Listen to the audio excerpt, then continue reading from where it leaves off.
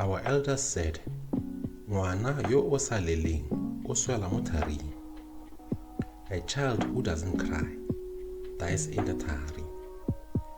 The thari was the cloth mothers used to carry their babies close to the body.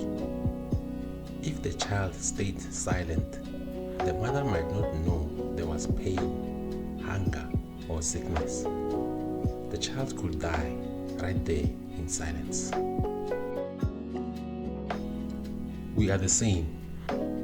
Many of us are still in the thari, carried by life, carried by community, carried by the universe. But inside, we hold our cries. We stay silent while our pain grows. We pretend to be strong. We hide our truth. And so, the cry that should save us becomes the silence that destroys us.